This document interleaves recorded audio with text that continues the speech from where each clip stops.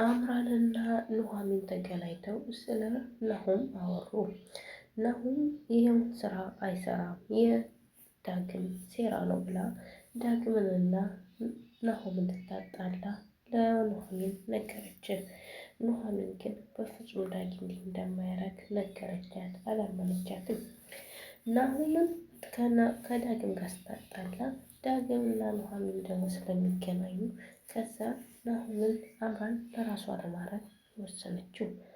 አምራን አሁን ላይ ያደረገችው ሴራ ፎቶውን አቀነባብራ ለሴት ሰጥታ ናሆም ስር ሄዳ እንድትከሰውና እንድትጠይቀው አደረገች። ናሆም ሴትየዋ አጠገቡ መታ ኑሐሚን ከቁጭ ባሉበት ሰዓት አንተ አታፍርም? እኔን አስረግዘህ ሌላ ሴት ጋር አሸሼ ገዳሚ ትላለህ አለችው። ናሆምም ምን አገባሽ አላት። አንቺ ደግሞ ማነሽ ሲላት እኔማ ሻሸመኔ ባለው ሰዓት ያፈቀርከኝ ልጅ ነኝ፣ ይኸው ነፍሰ ጡር ነኝ፣ ልጁንም ልትከልኝ አለችው። በፍጹም አላቅሽም ሂጂልኝ ከዚህ አላት። ህይወቴን ልትበጠብጪ ነው የመጣሽው አንቺ፣ እኔ አላቅሽም ሂጂልኝ ሲላት እሷ ግን ታውቀኛለህ ፍቅረኛዬ ነህ ብላ ግግም አለችበት። ፎቶውን ለኑሐሚን ስታሳያት ልጅቷ ኑሐሚን አመነች። ኑሐሚን ፎቶ ኤዲት የተደረገ እንዳልሆነ አየችና አምና ነበረ። ካመነች በኋላ እሷ ወዴት ሄደች? ኑሐሚን ካመነች በኋላ ጥላው ናሆምን ወደ ቤቷ ሄደች። አያችው፣ ናሆምን እንዲህ ልታደርገው የቻለችው አምራን ናት። አምራን የሁሉ ሴራ ከማሴሯ በፊት አሳምናታለች። ልጅቷን ቆፍጠን ብለሽ ልጁን አስደንግጪው ብላ ደግሞ ዞር ብላ ሄዳ ዳግም ይህንን ፎቶሾፕ ያሰራብ ብላ ስትልክ ለኑሐሚን ምን ይሰማዋል? እሷ እንዳደረገችው እንዳይታወቅባት ሁለት ወንድማማቾችን ለማጣላት ያሴረችው ሴራ ነው። አምራን በዝናሽ ጋር ሄዳ ጥሩ ሰው ለመሆን ታየች፣ ጥሩ ሰው ሆነች።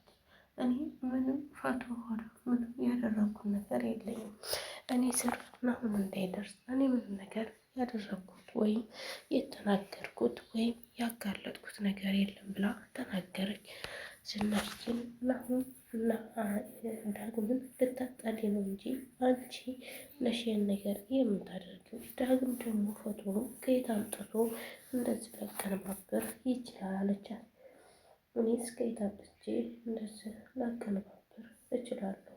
ወይዘሮ ዝናሽ እባክሽን እኔ አይደለሁም አለች። አምራን ከናሆም ጋር ለመመለስ ፈልጋለች። ከናሆም ጋር ተመልሳ አብራ መኖር ትፈልጋለች። ኤርሚያስ ደግሞ ከኤሚ ጋር ታርቆ አብሮ መኖር ይፈልጋል። ኤሚ ግን በፍጹም ልታየው አልፈለገችም። ቪዲዮውን ደግሞ የዳግምን አባት የገደሉበት ቪዲዮ መጥፋቱ አሁን አንድ ነገር ሆኖላቸዋል። ኤርሚያስ ግን የዳግምን አባት አቶ ሌኩን እንደገደለው ስላወቀ ለዳግም ቢነግረው ዳግም ግን አላመነው። ምክንያቱም አምራን ጋር ተገናኝቶ መጀመሪያ ስለ አባት የሆነ መረጃ ቢሰጥክ ምንም እንዳታምነው ቤተሰቡን ሊያበጣብጥ እንጂ ሌላ ምንም ነገር አቆም አይደለም ብላ አምራን ለዳግም ስላስጠነቀቀችው ዳግም ኤርሚያስ ቢነግረው ምንም ሊሰማው አልቻለም። ኤርሚያስ ይህን ሁላ ጥግ ለመሄድ ምን አስፈለገ? ኤሚን እኮ ፈልጓት አይደለም ወይም አፍቅሯት እኮ አይደለም፣ ገንዘብ ፍለጋ። አዳሚ ገንዘብ ፍለጋ እንዴት እንደሚያደርጋቸው ግን ሴት ልጅ ስትገባ ከአባቷ ገንዘብ ታገኛለች ብለው የሚያምኑ ወንዶች ምን አይነት ወንዶች ናቸው? እኔ በጣም ግርም የሚለኝ ወንድ ልጅ ከወንድ ልጅ እንኳን ገንዘብ ቢፈለግ አሁን አምራን ከናሆም እንኳን ገንዘብ ፈልጋ ብትጠቀም ገንዘብ ስለሚያገኝ ካገኘ በኋላ ተካፍላ ትወጣለች ይባላል። ግን ይህም ግን ከአባቷ ትዋረሳለች እንዴ? ቶሎ እንዳገባች ቶሎ ትዳር እንደያዘች ከአባቷ ንብረት የመውረስ ደረጃ አላት ወርሳ ስታገኛለች። ብቻ ግራ ያጋባል። እዚህ ጋር በጣም ግራ ያጋባል። ኤሚ ደነገጠች። ናሆም ግን አይዞሽ ትወልጂዋለሽ፣ ምንም አትሆኝም፣ ምንም የምትሆኝበት ነገር የለም። ልጁን ደግሞ አስረዳዋለሁ፣ ግን ማን ይባል የልጁ ስም ሲላት እኔ እንጃ ትለዋለች። እሱ ናሆም ነው የምለው፣ ናሆምን ስለምወደው ወንድሜን ናሁም ናሁም የምለው ስትለው አይ ናሁምማ መባል የለበትም ልጁ መባል ያለበት በረከት ነው። ለዚህ ቤት በረከት ሆኖ እንዲመጣ እንጸልያለን አላት። እሷም ናሁም ስለተረዳትና ልጇን ስለወደደላት በጣም ደስ ብሏታል። በስተመጨረሻው ግን የሆነ ቴክስት ገባላት። ኤርሚያስ ለናሁም የዳጊን አባትሽ እንደገደለው እነግረዋለሁ ብሎ ቴክስት ሲያደርግ እሱ ደግሞ አይቶታል። ናሁም ኤሚን ምንድነው ይሄ ምንድነው የደበቅሽኝ እያለ የኤቢ ላይ መጮህ ጀመረ። ኤሚም ደነገጠች። የእሱን ወሬ እንዴት ታምናለህ? አባቴ እኮ ገዳይ አይደለም፣ የኔ አባት ገዳይ አይሆንም መቼም አለችው። እናቴ ታንጥቶ እንዲህ ሊልቻል ኤርሚያስ ከየትስ አመጣ? ፈልስፎ ነዋ። ግን የዳግም አባት ስለጠፋ በቃ አሮሌቱን ገድሎ ነው ብሎ ፈልስፎ ነው እንጂ የኔ አባት አልገደለም ብላ እሷም ግግም አለች። በጣም ያሳዝናል።